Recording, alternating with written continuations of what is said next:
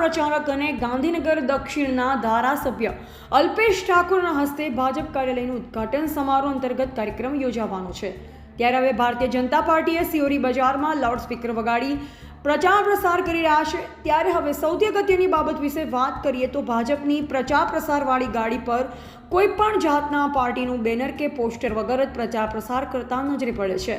ત્યારે સુપાટણ લોકસભા બેઠકના ભાજપના ઉમેદવાર ભરતસિંહ ડાભી માટે કાંકરેજ વિધાનસભા મત વિસ્તારમાં કપરા જોડાણ રહેશે કે પછી મતદારો શાંતિપૂર્વક ભાજપને મતદાન કરશે ખરા?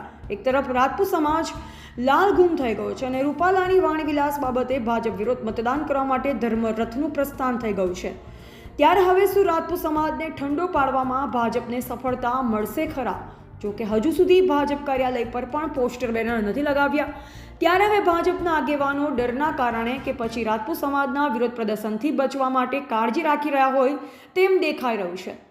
ત્યારે હવે જોવું રહ્યું કે આખરે સિયોરી ખાતે ભાજપ કાર્યાલય ઉદ્ઘાટન પ્રસંગે કોઈ અનિચ્છનીય ઘટના ન બને તે અંગે ચુસ્ત પોલીસ બંદોબસ્ત ગોઠવવામાં આવ્યો છે। ત્યારે હવે કાંકરેજ તાલુકાના રાજપૂત સમાજ દ્વારા વિરોધ પ્રદર્શન કરવામાં આવશે કે પછી અટકશે એ બપોરે 1 વાગે સ્ટાર પ્રચારક અને ગાંધીનગર દક્ષિણના ધારાસભ્ય અલ્પેશ ઠાકોરના આગમન બાદ જ ખબર પડશે। પાટણ લોકસભા બેઠકના ભાજપના ઉમેદવાર ભરતસિંહ ડાભીના કાર્યાલયના ઉદ્ઘાટન સમારોહની ભારતીય જનતા પાર્ટીના કાર્યકરો દ્વારા તડામાર તૈયારીઓ ચાલી રહી છે। અહેવાલ જયંતિભાઈ ઠક્કર, સિહોરી, કાંકરેજ।